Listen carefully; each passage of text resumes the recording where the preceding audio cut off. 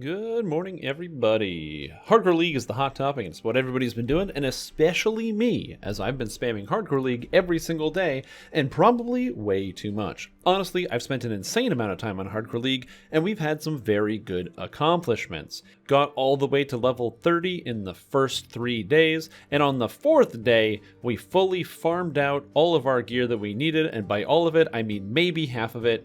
And then 3 of us took on Reaper 4 all the way at level 30 in a goal to get 10 Reaper points. And you never guess what we did, but we succeeded. Now this has been one hell of a grind and I couldn't have done it, so big shout out to Ipsum and Mr. Dorak, who kind of stuck with me and we went through it. It's been a crazy grind to get through. But that being said, how is this Hardcore League? Well, it's a couple things. First, this Hardcore League is more popular than ever, which has the negative consequence of being the laggiest hardcore as well. It's quite laggy and it can be difficult at times. Now, of course, if you play on the regular servers, they're actually a little bit nicer right now because of all of the attention drawn to hardcore. There are fewer people playing on the regular servers, and so there's a little bit less lag over there. However, Hardcore League it can be a bit stiff, but that being said, since there's so many more people, there's also like an infinite quantity of groups, and if you're somebody who is not really super keen on playing by yourself, hardcore right now is just fully juiced, and there's a lot of people playing. So instead of having to go with the standard full party of hirelings or playing by yourself, just join up a group and have yourself a good time. Now for this Hardcore League, I had several goals to set out, and the first goal was getting to the level cap, and there were 2 reasons for this. I don't recommend that you go to the level cap right away like I did. I think that you should try to go for the favor rewards and other stuff and also take your time. However, we bought a guild ship for the guild, the Airbud Cinematic Universe, and so to make sure we could afford the ship, you actually need a lot of astral shards and platinum. Now getting astral shards is not too difficult, crack open their credit card and you're already there. But getting all the platinum is a little bit more complicated, because sometimes the amenities cost 200, 250,000, 300,000 platinum, and while platinum isn't really a big problem, later in the game, early in the game, it's quite difficult.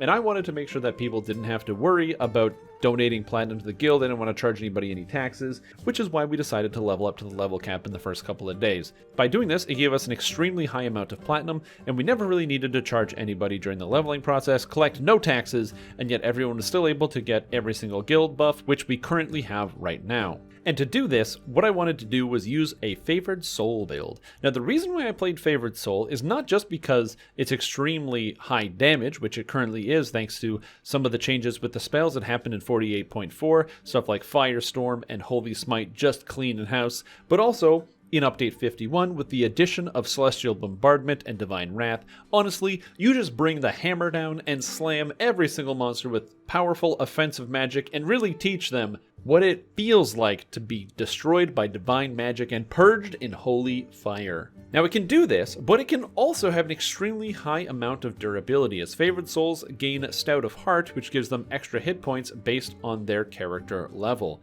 Which means, not only do you get all this damage and lots of spell points, because Favoured Souls have really high spell points, but you also gain a ton of extra hit points, making you super tanky throughout the process. To follow up beyond this, going into epics, with the new Exalted Angel, you have access to the Mantle, which has a fantastic area of effect heal over time, as well as the Cure Moderate Wounds Mass spell-like ability, and finally you get to pick up Holy Fireball at the top end, which is an amazingly useful explosive attack. Holy Fireball just absolutely decimates everything in front of you, and I gotta say, the second that we got to level 30, we just went and started farming things on Epic Elite like it was nothing, being able to blow up everything instantaneously, and then once we had our gear, using Holy Fireball as well as the new 9th level spells, we were able to breeze through R4s without too much trouble. It felt very comfortable with a Caster Artie, a Favoured Soul, and a Fun Tank Paladin. And the best part about this is if you're interested in any of those builds, the Artificer build and the Favoured Soul build are both in the Hardcore 5 section, and the Fun Tank is the Fun Tank Paladin that I created, which you can follow along with as well. So all the builds that we use to go out there and get our Reaper XP into levels super fast are all available to you should you want to get a couple of your friends and give it a shot. Granted, the most important thing about Hardcore League is knowledge. You need to know where every single trap is, every single monster is, what is going to kill you, what monsters cast what spells and how dangerous they are and what the thresholds are. Because if you're going into a room and you don't know what can cast Disintegrate, that's a problem. And if you're going to a room and you know what does cast Disintegrate, but you don't know exactly how much damage that Disintegrate's going to do to you if you fail, that's also a problem. Because you don't want to die to an unfortunate and wacky situation, and you really want to keep control. So that being said, that's what I got for you with this. I'm excited to play more hardcore, to share some more stuff with you, and I'm going to be showcasing our Reaper expedition, so you'll be able to see that. However, I'm going to pass it over to me with the build. So what's it like to hit that high point, to get all the way to the top and finally have that reward? Well, it feels good when you're a favored soul. That's right, Dragonborn favored soul. And this character was the character that I used to get all the way up to the level cap and also get the 10 Reaper points. Now this character is very, very strong. It gets a lot of good defensive stats as well as good offensive stats. I'm going to quickly go over that. Of course, I did follow the build pretty much to the T. I made a couple adjustments in the enhancement tree, and I'll talk about that in a minute. But if you want to get the build, the link is obviously in the description. That'll take you right to this exact character. So Constitution and Charisma are the main stats, and that's pretty much all I've stacked. No Dex, Intelligence, Wisdom, they don't matter. And Strength, I just happen to have a Strength item on, which is going to be this much. It's mostly just Constitution and Charisma. As far as skills go, I only had enough Intelligence for Spellcraft, so that's all I did. You could take Heal if you want. You could take Concentration. I just wanted the extra little bit of damage because damage gets you to kill monsters faster. As far as the feats go, I took Force of Personality to get Charisma to Will saves because I'm a Dragonborn, so my Wisdom is pretty low and I need to make sure I have a good amount of Will saves. Metamagics, Quicken, and Maximize, as well as the spellcasting feats, Spell Focus and Greater Spell Focus Evocation. Moving even beyond that, I also took Toughness a bunch of times. So I took Toughness 2 times during the heroic leveling process. And then when I moved into Epics, I picked up Wellspring of Power, Burst of Glacial Wrath, Intensify Spell, Epic Damage Reduction. All of those things to kind of give me damage, and crowd control, and then a little bit of defense, and then also Sign of Celestia up here for the extra hit points and the evocation DCs. The spells are fairly straightforward. Generally, I actually didn't really take any damage spells at 6 or 7. You're mostly just casting Holy Smite, Flame Strike, and some of your spell-like abilities. So that's talking about your laser that you're shooting past, your Sunbolt, some Searing Light spell-like ability you get from your Capstone. And then, of course, the Biggins, Firestorm, and then Celestial Bombardment and Divine Wrath. Now, Celestial Bombardment and Divine Wrath are both good spells. There's a weird bug right now. If you cast Celestial Bombardment, if you hold the mouse look button, you can cast a spell where you want. So if I cast my spell right here, it's going to land somewhere around this area over here on the ship. You can also do that with Celestial or with Divine Wrath. The problem is Divine Wrath, they changed how the soft targeting of the spell works. And so what that means is that if you decide to cast the spell, it will always try to target something nearby. Now, it's not that big of a deal for most spells. However, it matters for Divine Wrath because it's a healing spell, which means it's going to soft target you. So unless you hard target it by clicking on something or tabbing to a monster and casting it, it will always cast it on your person, which makes it a little screwy to try to manage and maintain. As far as the enhancement tree goes, the only adjustment I made from the one that I was building out was basically Comet Fall. I actually use Comet Fall a lot during the leveling process. You don't need it once you get, I want to say, to 30. Around 30 is when I pretty much stopped using Comet Fall. I could respec this and get rid of this. I don't really need this. But until 20, I was using Nimbus of Light, Sunbolt, and Comet Fall spell-like abilities. And then at 20, I respec'd out of Nimbus of Light because I have the Sun Pillar from Epics. And then I still use Sunbolt, but I don't use Comet Fall at all. So you could probably entirely get rid of Comet Fall and you wouldn't even notice on this type of character. Put points into extra saves versus spells if you wanted, because it'll help you out. It's probably where I would put that if I was going to put those anywhere else. And then the rest of this is pretty straightforward. Dragonborn for a bunch of extra damage and stats. Angel of Vengeance picking up the Ascendancy here for the Shine Bright. And then Beacon of Hope grabbing the Close Wounds here. And that's pretty much it.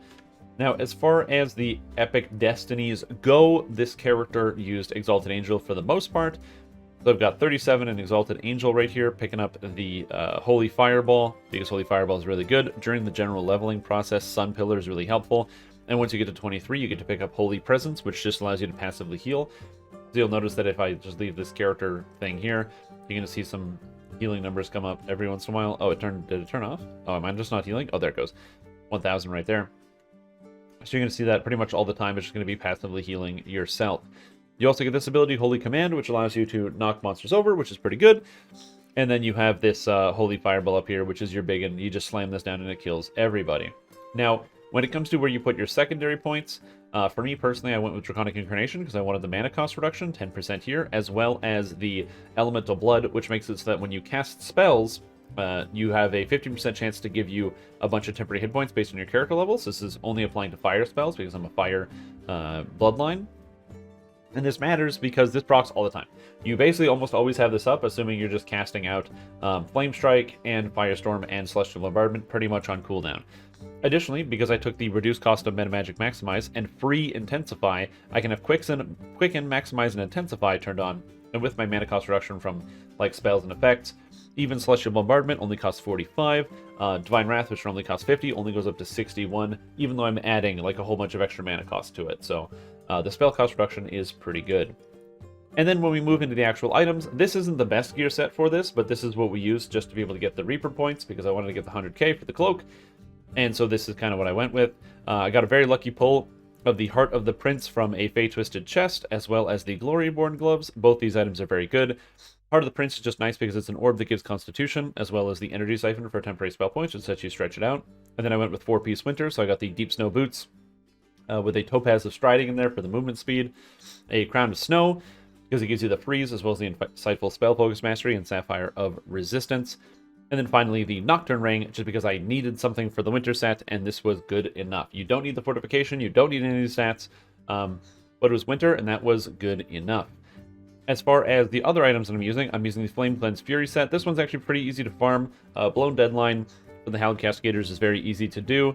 House of Pain is a little annoying, assuming that you have anybody who can like disable traps or whatever. It's not too bad, but if you don't have anybody that can disable traps, this one can be tedious. And then Blessed Vestments comes from Roll Call, which is extremely easy to farm out solo for this character since all the constructs have basically no reflex save, so you just drop fire on them on Epic Elite and it was no problem to slam through.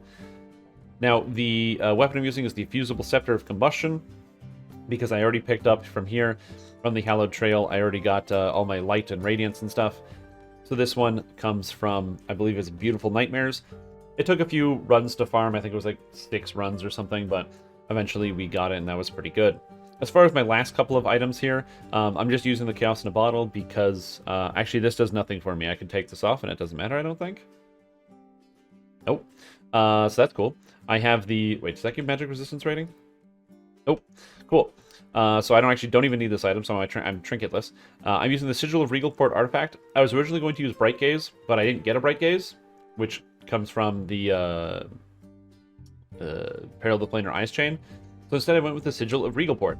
Now, why this matters is because instead I have the Gloryborn Gloves, which gives Temperance of Spirit, quality PRR based on your religious lore. And then I have an unenchanted Heroic Collective Sight, which has Temperance of Belief, quality bonus to magical resistance rating. So because I'm a pure 20 favored soul, that's an extra 20 PRR and MRR, which is a lot of tankiness, so it's pretty nice. And then lastly, my last two pieces, I have this Legendary Salt Pearl Ring, which gives Insightful Charisma. I don't need the other stats, just the Charisma is nice. And then this is a Belt of Dodge and Strength. I need a dodge because my dodge chance with this armor piece is 12, so this gives me 12% dodge, and then strength just so I can carry some stuff. And that's pretty much it. It was bare bones. My stats are not great.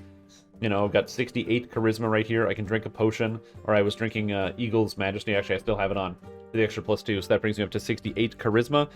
So not super duper high, and with a little bit of Reaper points, an extra 2, so 70. My DCs were somewhere around like 88 or something like that in Reaper mode, and we were doing R4s. And it was good enough to get the points done, and we were just kind of smashing through stuff. So we 3-manned a bunch of the Reaper mode, and got 100,000 points, and it was pretty fun. So overall, this character was really good, really strong, and it's probably going to be the starter I recommend the most. So if you're unsure and you haven't gotten started yet, please check out the Favored Soul, as you'll have a good time. Anyways, that's all I have for you today. Thank you for watching. If you like what you see, make sure you follow this channel here, subscribe, get excited for that, and we'll have some more content for you soon. Thank you, and goodbye.